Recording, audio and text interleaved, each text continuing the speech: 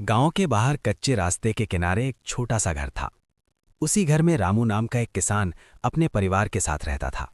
रामू की पत्नी सीता, बूढ़ी माँ और उसके दो बच्चे मोहन और गुड़िया ही उसकी दुनिया थे। रामू मेहनती था, पर उसकी मेहनत के मुकाबले उसकी किस्मत हमेशा कमजोर पड़ जाती थी। उस साल बारिश ठीक से नहीं हुई, खेतों की मिट्टी फटने लगी और फसल सूख गई। घर में अनाज कम होता गया। कई रातें ऐसी आईं जब रामू ने बच्चों को आधा पेट खाना खिलाकर खुद भूखा सोना स्वीकार किया। सीता कुछ कहती नहीं थी, लेकिन उसकी आंखों की चिंता रामू साफ देख सकता था। रामू का एक खेत जंगल के बिल्कुल पास था। गांव के लोग उस जंगल से डरते थे। कहते थे कि वहां कोई जिन रहता है जो रात के समय अजीब रोशनी बनकर घूमता है। रामू इन बातों को मनगढ़ंत मानता था, लेकिन मजबूरी में वही खेत उसकी आखिरी उम्मीद बन गया। एक शाम वो देर तक खेत में काम करता रहा। सूरज ढल गया और जंगल से ठंडी हवा चलने लगी। अचानक वातावरण बदल गया। पेड़ों की पत्तियां तेज आवाज करने लगीं। तभी रामू ने जंगल के भीतर नीली सी चमक देखी। वो घबरा गया और पीछे हटने लगा। तभी एक भारी और गूंजती हुई आवाज उसके कानों में पड़ी। तुम रोज यहां क्यों आते हो इंसान? रामू का शरीर कांपने लगा। उसके सामने धुएं और रोशनी से बना एक अजीब सा रूप खड़ा था। रामू समझ गया कि ये वही है जिसके बारे में गांव वाले कहते थे।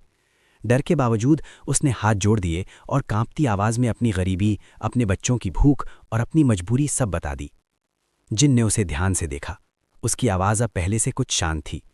उसने कहा कि वो इस जंगल का रखवाला है और लालची इंसानों से उसे नफरत है। लेकिन रामू की आंखों में उसे लालच नहीं, सिर्फ चिंता दिखाई दी। उसने रामू की मदद करने का वादा किया, लेकिन एक शर्त रखी। रामू कभी अपने परिवार से झूठ नहीं बोलेगा और जो भी मिले उसमें लालच नहीं करेगा। रामू ने बिना देर किए शर्त मान ली। जिन ने जमीन को छुआ और सूखी मिट्टी में हरियाली फैल गई। कुछ ही दिनों में रामू का खेत हरा भरा हो गया। जहां पूरा गांव परेशान था, वहीं रामू की फसल देखकर सब हैरान रह गए। घर में फिर से खुशियां लौट आईं। बच्चे हंसने लगे। सीता की आंखों में सुकून दिखने लगा। रामू ने किसी को भी जंगल और जिन की बात नहीं बताई। वो मन ही मन उस रहस्यमयी मदद के लिए आभारी था। समय के साथ रामू की हालत सुधरने लगी। तभी एक दिन गांव का साहूकार उसके पास आया और उसकी जमीन खरीदने की बात करने लगा। रामू मना करना चाहता था, लेकिन मन में लालच आ गया। उसने साहूकार से झूठ बोल दिया कि उसे पैसों की बहुत जरूरत है। उसी रात जंगल में फिर वही नीली रोशनी दिखाई दी।